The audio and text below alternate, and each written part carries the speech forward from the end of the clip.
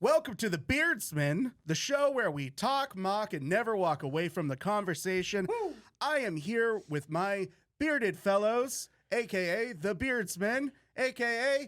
hot and cold and middle of the road. Spencer and Anthony. What's up, guys? I'm Spence. My name is Mink, and like JR said, we're the founders at Live Bearded. And, you know, over the last 7 years, our favorite part of running this company has been connecting with our community, having random conversations with dudes from all over the place. And we thought we would start this podcast to really bring the conversation to you, talk about the experience of being a man in the world today. It's crazy out there. There's all types of shit going on. But we're here to talk about it, right? Yeah. Segment is really, it's an Ask Us Anything, right? We're going to open up the conversation to any topics you guys throw at us, whether it's men's lifestyle related, Live Bearded topics, behind the scenes stuff, product stuff, you know, mindset, personal development, fitness, health, wellness, literally anything you can ask us. Pop culture stuff. And we're gonna answer it to the best of our ability. JR, if they have questions, how are they going to get them to us? If you have questions, you can submit them by emailing us at ask@livebearded.com or put it in the comments below, and we'll see it that way too. But send us an email. It's fun. There you go. How you guys doing? Good, man. How you guys doing?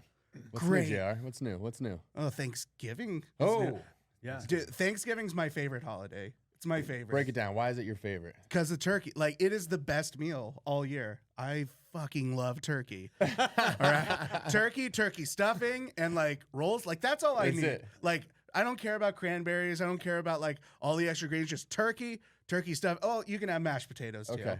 But, like, oh, and then the leftovers that come after. Yeah. Oh, that's You the just best. keep eating. You Yeah. just keep eating. You have, like, a Thanksgiving meal for, like, the next week with all the leftovers. So with the holiday change, because you could technically eat turkey for Christmas. You could. eat Oh, turkey I do for it all other the time. holidays.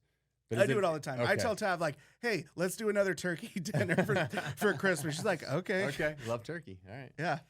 I So- don't know that I've ever heard someone be that emphatic about turkey. Like, your It's enthusiasm great. for turkey So is is there- top notch right now. Is there no ham on the table? It's just turkey only? Oh, What's the approach my here? wife's family is ham. Okay, so you gotta they split it up. love it. They do Okay. ham for Christmas. That was Okay. their thing. But when it's just me and my wife, Yeah. I'm like, no, we're gonna do turkey again. Is the tryptophan a real thing? That they get sleepy after turkey? Do you guys know? Is I that re- real, or is that just because you overeat and you indulge in I all remember the things? reading that. That's like the thing that they always talked about. But when you look at it, there's not enough unless you eat like an entire 20 turkey. pounds of turkey. Yeah. Okay. It takes a lot. But dogs can get tripped up by it too. Okay.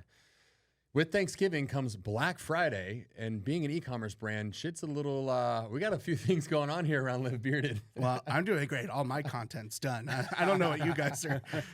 Come on. Yeah, we're just talking before we started here. It's like the calm before the storm, right? Yeah. Black Friday, pre-Black Friday. It's a crazy time of year for us, and we've been prepping. We're arguably more prepared this year than we've ever been. So all the operations, the products are landing way ahead of time. The content's ahead of time. Marketing, and now it's like it's about to go live. I guess tomorrow.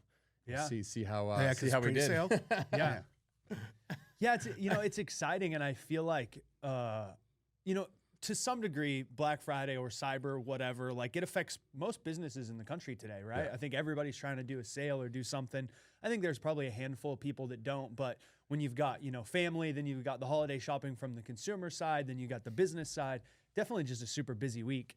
And from my perspective, it's like as a business owner, you're always like, man, what's going to happen? How's it going to go? Like you have some idea, Yeah. you do all the work in advance, but you never really know what's going to happen.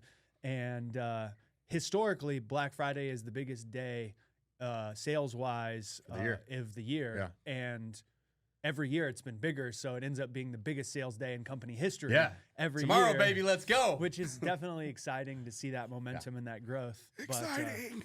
Yeah, and here at Not Live Bearded, stressful. we're purist, okay? None of this like Black Friday for the whole month of November. So many companies now, it's like they start their sales in October. We like to be a little bit more purist in that regard. We are doing a pre-Black Friday, but stay true to the tradition, Yeah, but you're not derailing Thanksgiving dinner correct, from it. Correct. Well, how weird is it that literally just a few years ago, Black Friday was Thanksgiving, and people were like sleeping outside all night long or going at 2 a.m. to get in line at Best Buy to get deals because that's where Black Friday deals came from, right? It's like in-store retail only. Now online e-com came around, and now it's like just jump on the keyboard. That's a dumb thing to do because they kept on pushing it. It's like, okay, we're going to do it Wednesday or not Wednesday. They're going to do Thursday at 6 p.m. and stuff. It's like, that's right at dinner time on Thanksgiving. And then they keep on pushing it earlier and earlier. It's like, no, let's just create all of the demand at like one particular time. Have that Friday and that basically that whole weekend is Black Friday. Yeah. It's a fun time of year. Yeah.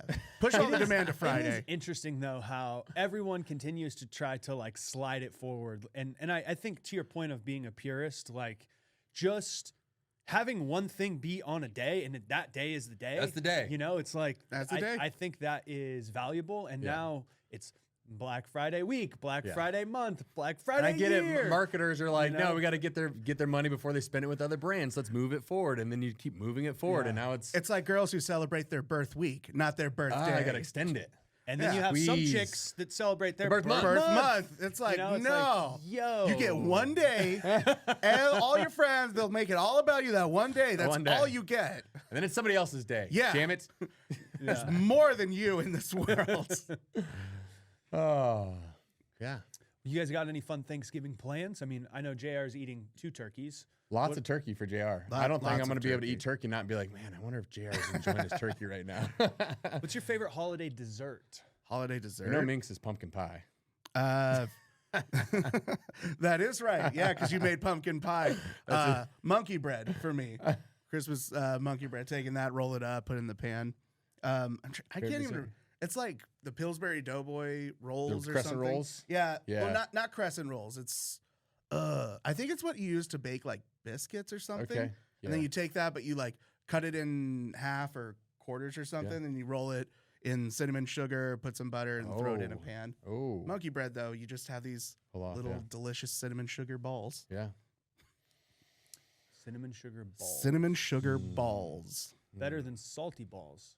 Better than which is in Uranus Attacks. Salty balls. Salty balls? Yeah, they make an appearance. I can't give it away yet. I'm sorry. Another shameless plug for Uranus Attacks coming soon. What about you? What's your favorite dessert? Favorite dessert? Thanksgiving dessert? I mean, pumpkin pie is classic OG. Some whipped cream on top. Can't go wrong. Pumpkin pie. I used to hate pecan pie. My family loved it, and it was always around as a kid. I never liked it, but I actually really appreciate it now. Yeah, I don't it's know great. if that's it's great. Yeah.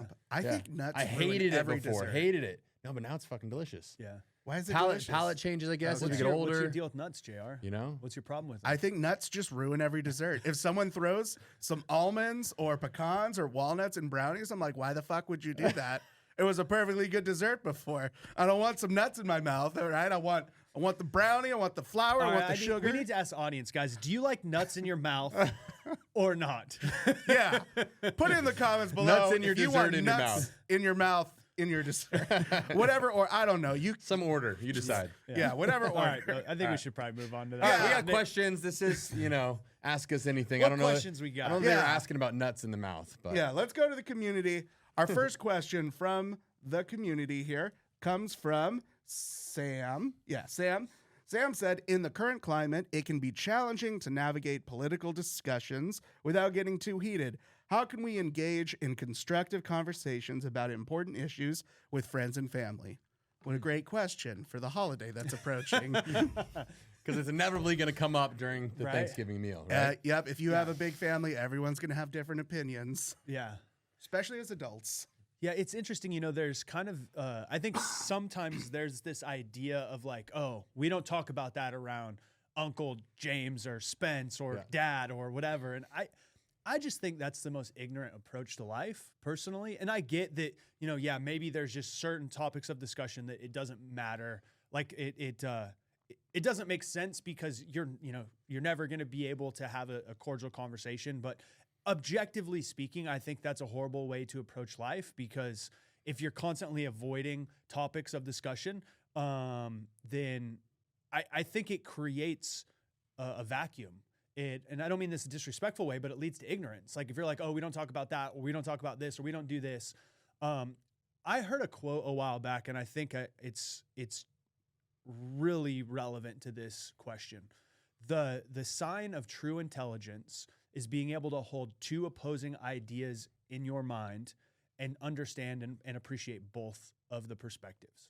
So Republican, Democrat. Like, I can understand why one would feel that way. I can understand why one would feel this way. I can objectively see their perspective, and I can agree to disagree or appreciate one, but lean more in another way. I think, and I really think somewhere along the way we lost our ability to do this because people get so attached to an individual idea or lifestyle or perspective. It's such a part of their identity. Yeah. They can't separate it and say, I think this way, I feel this way. It's who they are. And that creates the polarity. Yeah, this is, I think, the biggest challenge that causes the divisiveness in the world today. If we rewind back to 10 years ago, 15 years ago, right? And again, it said political, right? But you could put lifestyle, sexual, vegans, vegetarians. Like, you could put any different...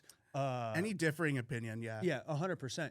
10 years ago, it was like, oh, my preference is I'm a Republican and you're a Democrat, or you're a Democrat, not whatever it is, right? It's like, and that was just a preference that we had. My preference is I like to eat fucking steak. Your preference is you're plant-based, right? Or It's whatever. It's not true. Whatever it might be. And somewhere along the line, we started to adopt those preferences as our identity. Yes. And so now I'm not someone that prefers meat. I'm a fucking carnivore. Mm-hmm. Or I'm not someone that's plant-based, but like I'm a vegan and I don't talk to those assholes that eat meat and they're killing the planet and they're so cruel and all it's like, yo, it's a fucking lifestyle preference.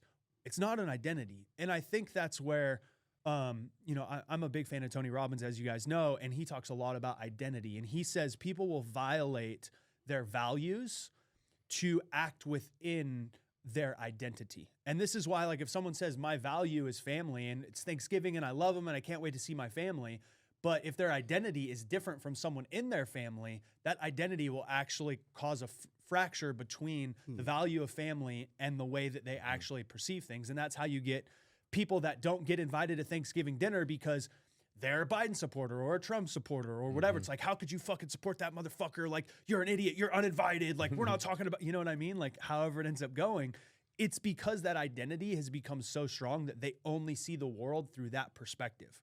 And that operates in a vacuum, in a very narrow perspective. It's like if we put on glasses and they blocked out all the red lights and all you saw was blues, then there's nothing in the world that's red. And so everything has a tone of blue. And when someone says like, oh, look how beautiful that, red flower is, you're like, there's no red flower. It's like you only see through the lens of blue and vice versa. The exact opposite. You only have a lens of red. And so it is very dangerous and it's very destructive. And I think the best thing that we can do is step back objectively from our emotional reactions to things and look at things and try to appreciate someone else's perspective. Yeah, I think that's a really important piece is like try to step into their shoes. I think if you're engaging in a conversation that's the opposite side, be curious as to hearing out why they feel that way. And if they truly do feel that way, you should be able to have an intelligent, respectful conversation where they share their side and maybe open your eyes to their perspective, but with the respect and a little grace, like you can have a conversation around those things if you're curious and you're not just shutting them down like, oh, you're ignorant, you're an asshole for thinking that way. It's like, well, that's interesting. Like, I'd love to learn more about why you feel that way and handle it with a little bit of care rather than the instant cancellation, right? Because so many people, it's like you say one fucking thing and it's like they want to cancel you immediately. It's like, how? That's not the response, right? You Grab can the learn from torches. each other. Yeah, exactly. Yeah. So I think we've all had an experience where someone has said something to us and it caused an immediate internal disturbance, an immediate reaction. Like you almost like jump out at wanting to respond, right?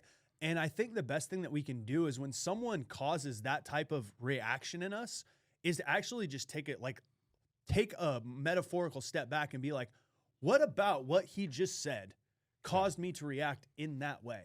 Oh. And I think just by checking yourself, you can actually start to hear people and try to understand their perspective. And look, they could be totally fucking wrong, right? But if you react that way and cancel them and reject, you're going to turn them off. They're never going to want to listen to your side. But if you actually hear them out, right? have a respectful conversation, you could actually educate your side after they get to voice their side and maybe open their eyes to your perspective, right? But handled with respect, otherwise they're just going to cancel and shut you down. And you're never going to be able to actually give your side. Yeah. It's interesting. So two things. One, I love this guy named Naval Ravikant, an incredible thinker, kind of an entrepreneur, Silicon Valley guy. And he was on the Joe Rogan podcast, and they were kind of talking about some of this stuff. And he said, objectively speaking, if you aren't Democrat when you're young, you don't have a heart. And if you're not Republican when you're older, you don't have a brain.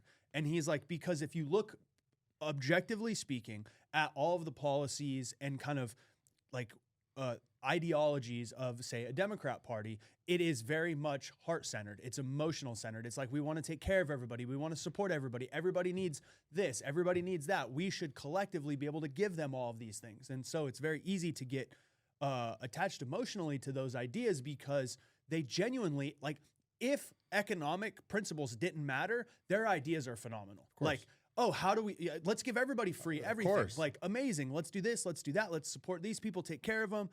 Objectively speaking, it's amazing. And when you're younger and you don't understand taxes and fiscal responsibility and things like that, it's like, oh yeah, this makes sense. Then as you get older and it's like, wait, they're taking how much of my paycheck? I'm working 20, 30, 40, 50% of the time for free. Like, that's crazy to me. And objectively think about this. Like, if you're in any income bracket, whatever it is, let's say your tax bracket is 25%, that means 25% of your time you're working for free. If you make more money and you're in the 50% bracket, when you factor in taxes with states, local, federal, etc., half of the time you're working for free.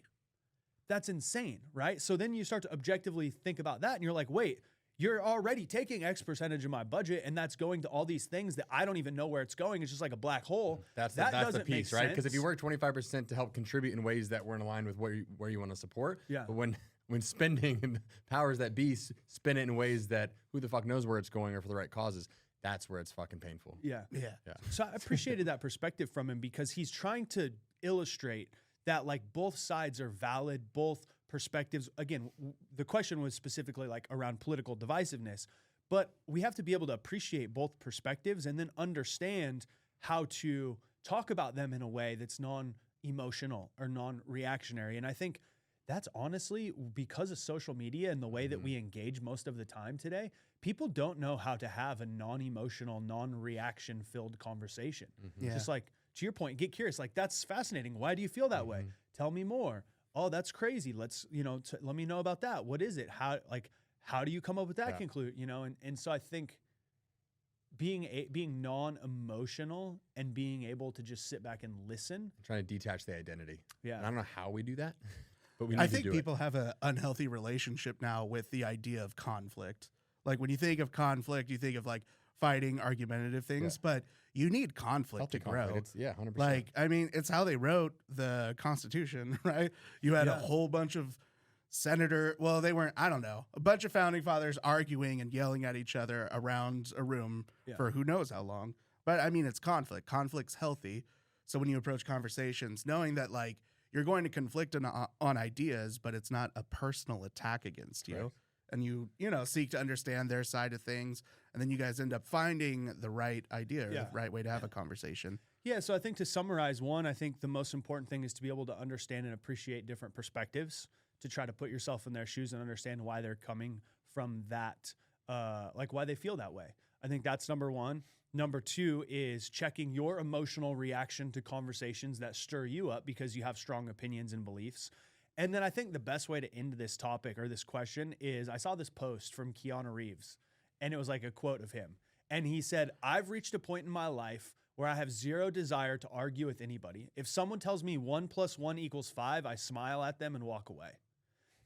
And it's just like, how fucking true is that?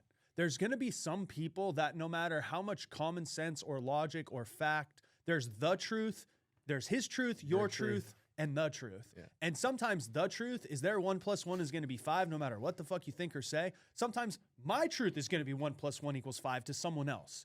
And just understanding when we can have a discord, but then also when the fuck we can just walk away. And which is always, you can always walk away. You don't have to. for sure. Yeah. Interesting topic for sure. It's Yeah. very, Definitely. very relevant to the world today. And I think the more awareness we can bring to the reactions we have to things, the better. And you said you don't know how you develop it. I think it's just by developing it over time like a muscle, like you catch yourself. Just like you're going to go for a run and train, you know, if you're training for a marathon, you're going to train miles on the track, you're just going to run. Same thing here is like the way we train our emotional response to things is just by catching it and trying to learn and grow and evolve. Yeah, let's follow up on this next week and see, if See we how have the any conversations went. conversations we have with our family that get heated.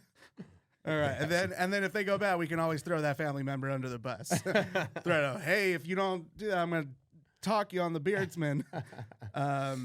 Thanks, Sam. Our next Thanks, Sam. question. Appreciate you, brother. Yeah, our next question is: I've been feeling disconnected from my friends lately. How can I maintain and strengthen meaningful friendships as I get older and life gets busier? From Dale.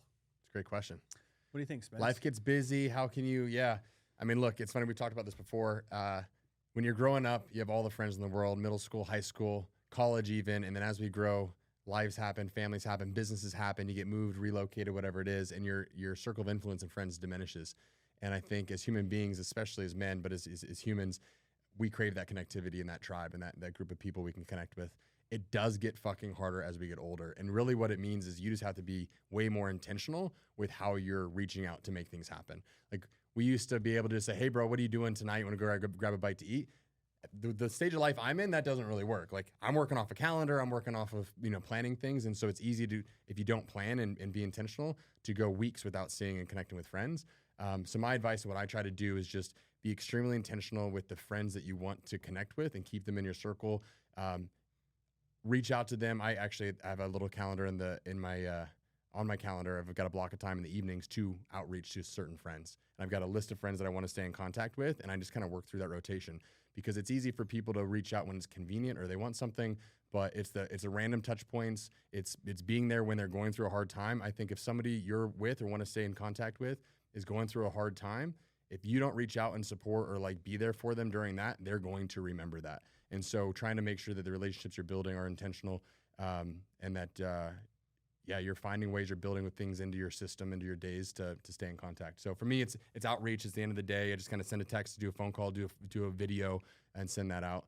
But it gets harder, man, because life gets busy, businesses, families, kids, all those things. And before you know it, weeks go by and you lose that connection with people. So, Yeah, I think trying to be always try to be like the first one just to reach out, even if it's just like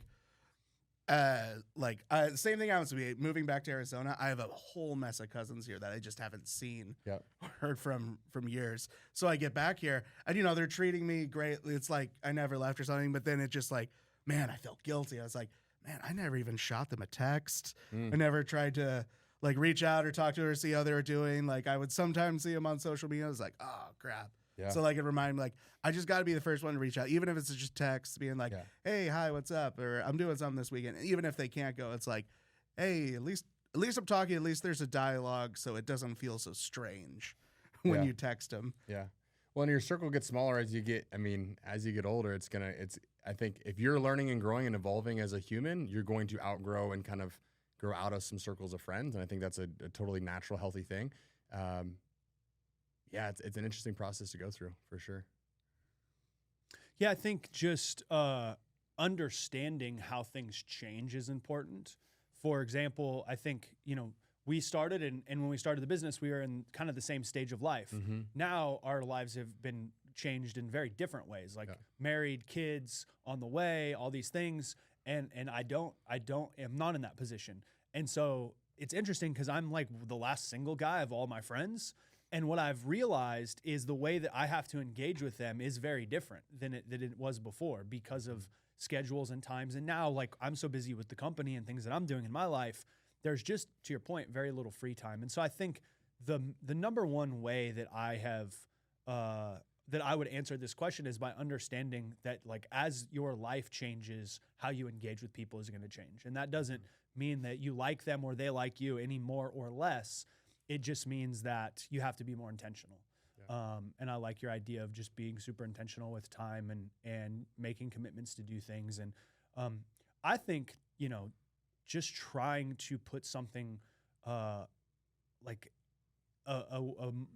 with a couple of my really good friends, we have like a couple of touch points throughout the month. It's like, hey, we're gonna always try to grab dinner, on this day, or get together on this day, and it's just like it's kind of not set in stone, but kind of like loose plans that we just have. And it's like, oh, I know I'm gonna see my buddy Ravi probably once or twice a month for dinner. I know I'm gonna hang out with Jason once or twice on the weekend, see the kids, like, and so I just kind of make space for these things and then just allow them to evolve. If it comes up, cool. If it works, it doesn't. But I think it's, to your point, when you're younger, you don't have to have any intention with the way that you hang out with your friends. And then as we get older, our lives get busier. We just have to have a lot more intention and then understand that it has not, like, oftentimes I think people get frustrated because maybe they haven't heard from someone right away, or you haven't heard from someone, or whatever. And it's just like, just don't take it personal. Yeah. I think we're all busy now more than ever. And so I would say, don't take things personal. Understand that, as life changes, you have to be more intentional with the things that you want to do. Yeah. And have the right expectations, right? Like, as you get older, that group is going to diminish and get smaller. In my opinion, like for me, I'm optimizing business, family, and like the friend group is important for me to continue to have, but I don't need 30 friends that I stay in contact with and see all the time, right? It can be a much smaller group, but have much deeper connections and relationships. And that's how I can try to prioritize, because you don't have time to do all the things, right? Yeah. So, Yeah. Thanks, Dale. That's a great question. Dale. thanks, brother Dale. And it sounds like we need to get Anthony caught up to where we are in life. So, ladies, you heard it here first. Please submit your applications to ask@livebearded.com. Did we ever tell you? You don't know this story. When we were going to start Live Bearded, when we started Live Bearded, we were trying to come up with new ideas, marketing, etc. Oh, God. And dating apps in 2016 were starting to become pretty popular. Oh, they were. Right? Like, that was still pretty early on, right? There was Yeah. I think Tinder that was it. Yeah. And Yeah.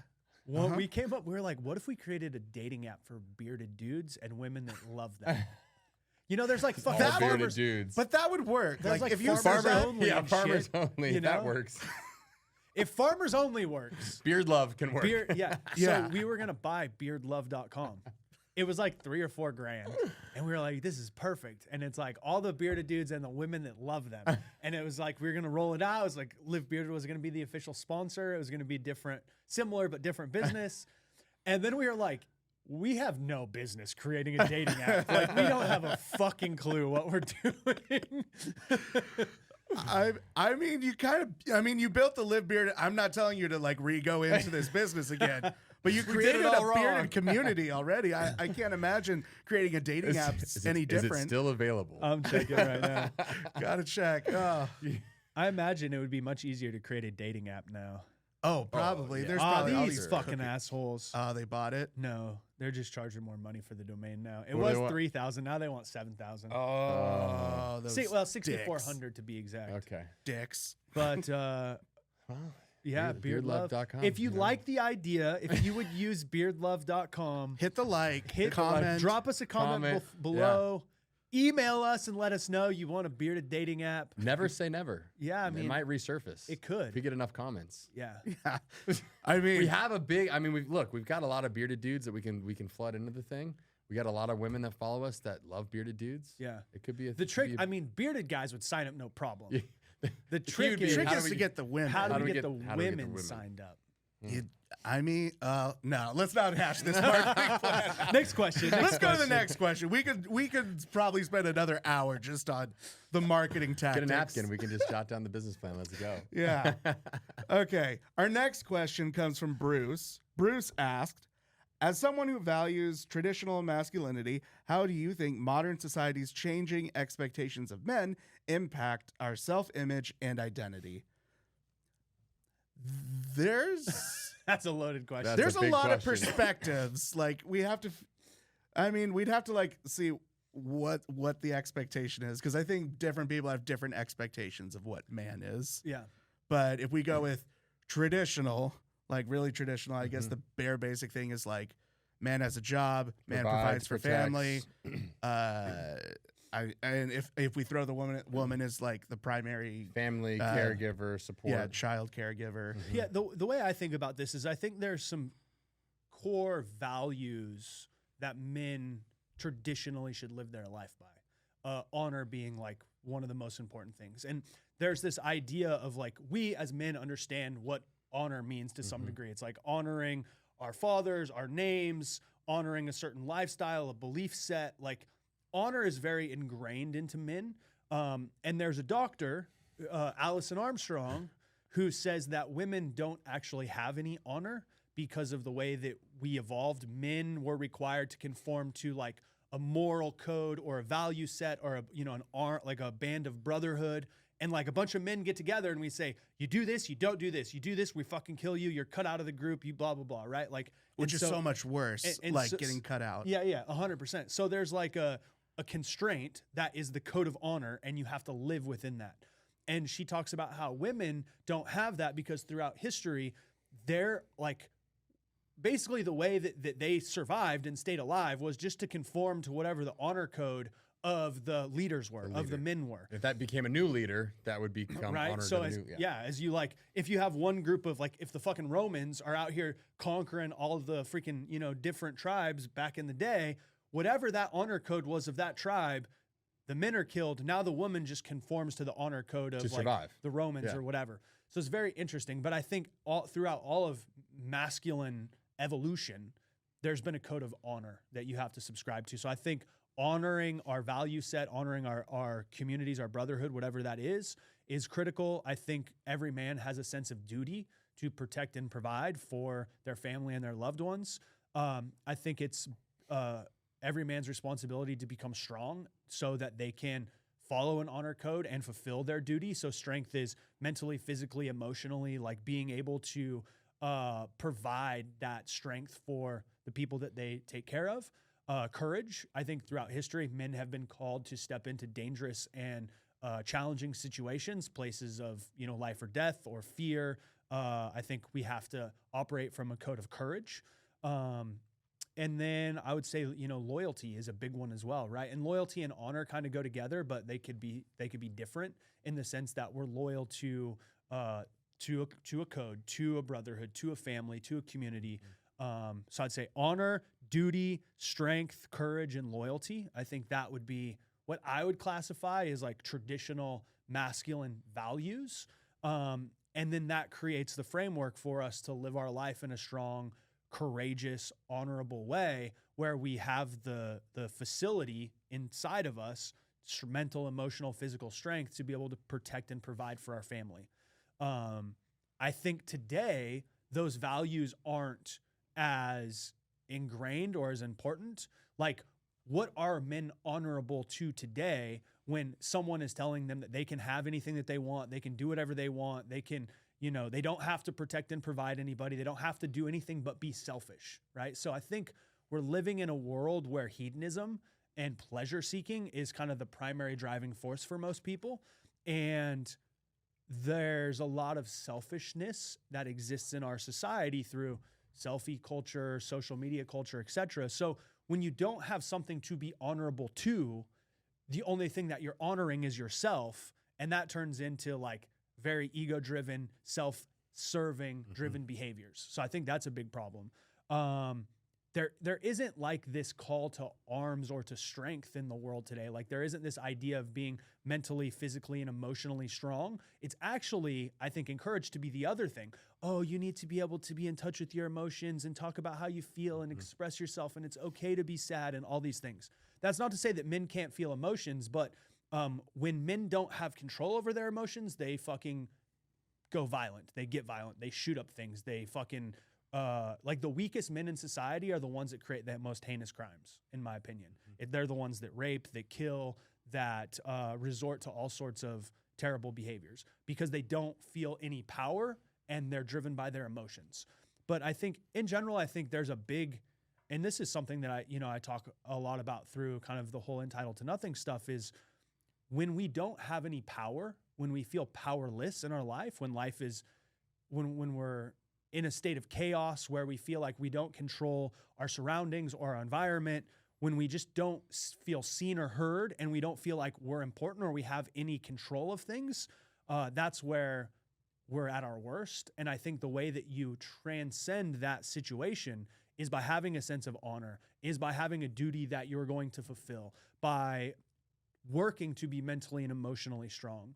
And then having a community of men, like we were just talking about, that you're loyal to, that hold each other accountable to push and grow.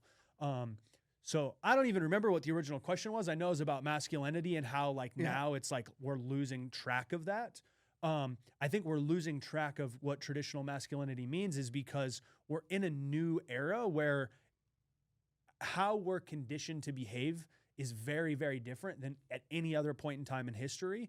And so we don't have to have the same moral or honor or values that we used to. And so I think people are like really trying to find out what it means. And then one of my beliefs is, I know I'm on my soapbox here and I'm getting long-winded, but one of my beliefs is if you don't define who you are and who you want to be, the world is going to misinform you. So now we have a lot of people that they don't even conceptually know that they could go out and define, I want to be this type of man. I'm going to live my life with these types of values. These are the types of behaviors I'm going to do. These are the types of behaviors I'm not going to do. That's not like something that's taught to most people. So what do? We model behavior of others. And whether, you have a certain lifestyle or celebrity or athlete or particular person that you like, oh, that guy's cool, I'm going to look up to him. We start to model some of those behaviors that we see in the world. And unfortunately, there's a fuckload of really bad behaviors and, quote, celebrities or people that are influencers that are not modeling behaviors that I think actually promote the fulfillment of being a man. Yeah. Mr. Beast. Yeah.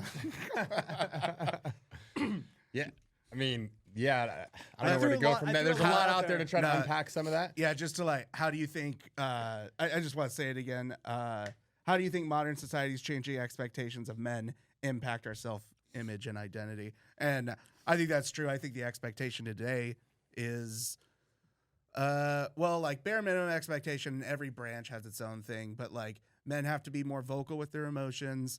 They have to be more vulnerable in a way that's goes away from the traditional sense, and it makes men uncomfortable, and some of them dig their heels in I don't want to do that, but I don't know. And when you're saying they have to be, you're saying they're expected to based on societal norms of how masculinity is kind of transcended from traditional masculine values to the world we live in today. And when we say societal norms, I'm just talking it's the loudest voice. You're saying men need to be this way, but that's the only voice that's most of America is very middle of the road with everything. But the vocal ones are on the the vocal ones are saying this, but just know 50% of America doesn't care on the ends of the spectrum. They just are thinking about themselves. Yeah, it's obviously fascinating. I think we can peel back a lot of layers here. I think back of, you look at pre-industrial revolution, you look at when we were working in the crops and the fields as Americans, boys were raised by men, right? They had leaders, they had fathers, uncles, grandfathers that they learned skills from, work ethic and masculine traits from their immediate family members being male. You go now we're working in factories, now we're like school systems, now fathers are going off to work. And a lot of boys were raised by their mothers, and a lot of boys were then into schools, which are predominantly, women at the time and still. And so it's interesting to kind of look back in history and see how I think a lot of the men today weren't properly raised by men and really given that rite of passage into manhood, right? You don't become a man because you're suddenly got hair on your balls, right? You become a man through your growth and evolution and your learnings. And I think if you look at a lot of cultures around the world, it's a really sacred process to become a man. A lot of tribes, you go back in history, a lot of areas around the world. In American culture, we don't have that transfer of manhood. And I think to your point of if you don't know who you are, the world can misinform you. If you're seeing what's going on social media and stuff, you can be misinformed about what you should be doing, how you should be acting. And if you don't have a strong role model or male role model to help you kind of learn what it means to be a man, you can be misinformed. And the loud ones, to your point, those are the ones that are creating the content and speaking out and changing the expectations. So it's really fascinating because I think we're seeing a lot of men today who didn't have that true masculine leader that they can learn from and kind of transition into manhood. And that creates, I don't want to say weak men, but it creates men that don't know who the fuck they are, and they can be misinformed through kind of what's trending or what's current or whoever's got the loudest fucking voice that's steering them in that direction. I think serving others is a trait that men should always have. Having honor, being loyal, being trustworthy. Those are all things that, like, you know, if society's leaning away from it, don't go that way. That's that's never good for anyone. Yeah, like what? Hold true to your values. What in modern U.S. culture is telling men that they need to have a sense of honor or duty to something? Like, what is that? It just generally speaking. Maybe the NFL, but still not quite. Not quite. It's It's I mean, in sports, maybe like you would get that playing yeah, sports or in through sports, things, but like right? every player's not even loyal to that team because they're gone after like what, 2 or That's 3 changed. years? Yeah. Gone are the days where you're like on the team and that's your ride or die. Like you're, you know what I mean? Steph Curry is like forever like ingrained in San Francisco because it's where he was drafted. That's where he stayed. That's where he's won his That's championships. rare in the world we live in today. Very rare. 20 years ago, like you get drafted, like you're a Phoenix Sun, you're a Chicago Bulls. Like you identify, you're part of that tribe, and that's who you're going to be with for your career for the most part. Yeah. Who do people love more, Steph Curry or LeBron James? At least in the cities where they reside. Yeah. Yeah. Like as soon as LeBron James is out of LA people won't care about him. If Steph Curry moved away, people would be heartbroken. Yeah. But where else do you get it? Yeah. Yeah. Yeah, I else don't do you know. get When I think about just broadly in our society, right? There isn't a like conforming code. We used to be a very patriotic country, right? Like fucking America. We love living here, land of the free, home of the brave. 20 years ago, right? Like I pledge allegiance to the flag. Like I mean, I did that shit my entire childhood growing up in school. And so there was at least this honor or duty to our country. That's gone. Like fucking you watch the riots and the crazy shit that's going on. Half the people talk about how they hate living here and they hate it, but yet they don't want to go anywhere else. You know, so it's like where the only place you get it are there isn't, I guess maybe a better way to say it is there isn't a global or universal code of honor or duty in our country or maybe even in the world today. Everything is very siloed into the individual identities, right? And so then that's where the polarization happens. Oh, well, I believe this party is right. So my honor or my duty is to like follow them blindly with all things because that's the only thing in my life that is has a sense of honor or a sense of conduct. And so I'm just going to do what they say or I'm going to believe this. I'm not going to allow myself to get outside of anything else. So it can compound in a negative way if you're in a very, I think, if you're in a vacuum, if you will, right? An echo chamber, sort of speak. Yeah. But I don't know. I think it just goes back to people not really being intentional with how they want to live their life and also having bad role models and not knowing or being taught how to grow up with a common set of values. Good stuff. Thanks, Bruce. Thanks, Bruce. I think we answered his question, right? We we said could. some words. Bruce, I hope hold that true helps. to your values. Hold true to values that men hold dear. Honor, I service. think if we were to sum it up, I think traditional masculinity was living by a specific code of values or code of conduct. And now, like modern masculinity has no specific code of conduct and very little role models that are actually leading in a way that we would want to follow. Or at least role models who are broadly advertised. Yeah. Yeah. I think we got it. Cool. Thanks, There you Bruce. go, Bruce. Thank you. That's 3. Speaking of men who hold values, The Do Better Dude. yes. All right, guys, this next segment, we love highlighting guys that are out there in the world doing positive shit because there's a lot of chaos and you turn on the news or social media, it's kind of a shit sandwich sometimes. So we like to highlight a Do Better Dude who's out in the community doing something great, and JR brings him in. We talk about him, acknowledge and recognize, and pay our respects. Who we got this week? All right. Our Do Better Dude this week. November 19th, 2022. Chilly evening. Information technician second class Thomas James is in Colorado Springs at Club Q when a gunman opens fire in the club. Very dark way to start Do Better Dude, but it gets better. Right. It is a mass shooting that takes place. People do die. People are injured. But as I said before, Thomas James is in the club with his newfound family out there in Colorado Springs, and he jumps into action with someone firing a live arm, grabs the gun from them, and puts them into submission and holds them in place and waits for the cops to come. Now, he didn't pull the gun and put it back on them end their life. Although, like, you know, is a group of people who say that he should have, but he leaped into action in a setting where there was nothing but chaos, in a club where people are dancing, trying to have a good time, and he jumps into action, grabs the gunman, puts him down, and with him and one of his other buddies, they wait for the authorities to arrive and turn him over. He suffered burns on his hands, some minimal injuries with that, but for the most part, very unscathed by that, and amazing. Stopped what could have been even worse than the number of people. That's a perfect example of the values we just talked about, 100%. right? Like honor, like honoring your training, honoring your community, taking care of them. Yeah. Duty, like it's my duty to stop and to protect and provide. Courage, like you got to have a lot of fucking courage to run after a guy with a gun. Strength, mentally, emotionally, physically, like you have to be in a position where you can actually do something. You know, I think perfect example of traditional masculine values leading in a way that create a safer environment, that protect people, that serve people, and also display like what true courage and leadership is. Yeah, because the opposite would be self-serving. I'm going to flee and run when he has the opportunity to, and how much worse would it have been had he not stepped up and protected? Yeah. He either stays there and he hides and the firing continues. Maybe he gets shot. Maybe his friends get shot. But how many others do? Yeah. Or he steps in, steps up, and takes action. I fucking love this. Also, he was not armed either. Yeah. He went after him without a gun. Because I imagine if he had a gun, he probably would have opened fire and tried to shoot him rather than grab the gun from the guy. How much more courageous do you have to be to go attack a guy with a gun being defenseless? I mean, right? Not having a gun yourself. I mean, it's incredible. Yep. Yeah. So it started a little dark, JR. It did. I know. And it's still unfortunate to all the families and everybody impacted by that. Obviously, prayers out to you guys.